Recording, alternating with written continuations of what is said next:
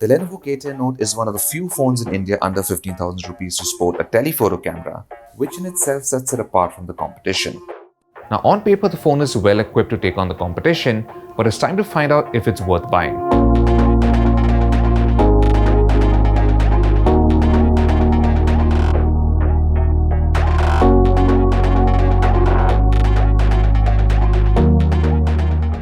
Now, before we go ahead, don't forget to subscribe to our channel and hit that bell icon so you're the first to know when we have a new video. The body is built from plastic, which is of good quality, and the phone does feel sturdy. We also like the fact that the back and the sides are covered up with a single piece of plastic, which makes it comfortable to hold. This night black color is impossible to keep clean though. Smudges on the plastic back don't wipe off easily, making the phone look messy just moments after you pick it up. In the front, there's a 6.3-inch Full HD Plus LCD display. The display also has a dewdrop notch, and even though the bezels aren't very slim, it's not too thick either. The notification LED is tucked away in the earpiece, which is a nice touch. The display produces good colors and has relatively wide viewing angles. We also found the brightness level to be more than adequate for outdoor use. Now, the K10 Note also did a good job with media playback overall. Its single speaker gets quite loud thanks to the Dolby Atmos enhancement. You can choose between 3 presets in the settings menu, and while the surround sound effect isn't too prominent, it does make the audio sound a bit louder. The rear fingerprint sensor recognizes our fingerprint pretty much every single time, but Lenovo has added a fade-in animation when the display wakes up, which makes the overall process seem a little slow. There is Face Unlock, but it's Android Pie's default Smart Lock feature, which is a little slow and fails to work in low light. Now, the Lenovo K10 Note comes with a powerful processor, which is a Qualcomm Snapdragon 710 SoC, and is available in 2 RAM and storage variants, one with 4GB of RAM and 64GB of storage, and the other with 6GB of RAM and 128GB of storage. The K10 Note also runs a custom version of Android 9 Pie, but the customizations isn't very aggressive, so the overall look and feel is still closer to stock Android. Sadly, our review unit was still on the May 2019 security patch, which is quite out of date. The K10 Note feels relatively compact despite having a large display. The slim body and lightweight of the device makes it easy to use.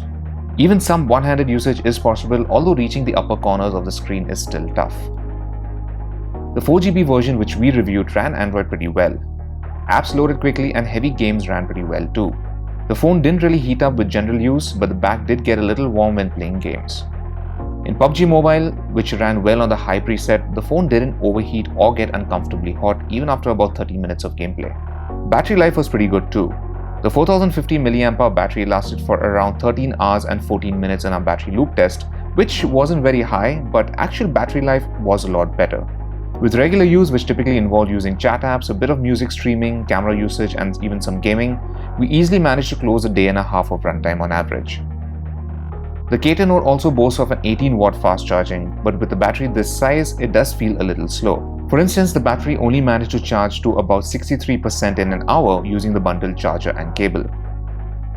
The Lenovo K10 Note has a triple rear camera setup. Now, this includes a 16-megapixel primary sensor with an f1.8 aperture, an 8-megapixel telephoto camera with 2x optical zoom and an f2.4 aperture, and a 5-megapixel depth camera. The main sensor has PDAF, so focusing speed is pretty quick. The telephoto sensor takes a little longer to lock focus, and we often had to tap our subject to get the exposure right with it. When shooting landscapes, the primary sensor was able to capture good details. Colors weren't oversaturated and white balance was generally good. We also like the fact that images weren't sharpened too much, so there's not a lot of grain when you zoom into the photo. While details at the center of the frame are generally sharp, objects around the sides tend to have slightly softer details. Close-ups fared well too, but we had to often tap the viewfinder to get the exposure right on our subject. The telephoto camera offers a 2x optical zoom, and details were generally good under ample lighting. Now, edges around objects weren't as sharp as using the main sensor, but under good enough light we got some good shots. In very low light, the camera relies on a digital zoom rather than switching sensors. Now, while the image quality from the telephoto camera is generally decent, we didn't find it to be drastically better than, say, using a 2x digital zoom from a large sensor camera such as a Realme 5 Pro.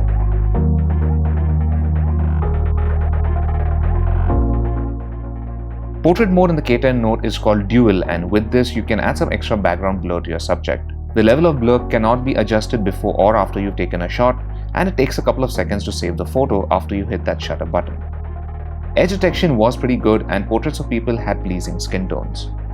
In an indoor low-light scenario, the K10 Note managed to capture relatively clean images without a lot of noise. Details are also preserved quite well, though finer details such as people's faces tend to look a little grainy and aren't very distinct. In very low light, the main camera struggled to capture good details. Images looked okay on the phone's display, but upon zooming in, we noticed blurry textures and grain. Now there's a night shooting mode too for the primary camera, which gave us some decent results indoors, but outdoors in low light, it's not very effective. The final image looked brighter, but details weren't quite up to the mark.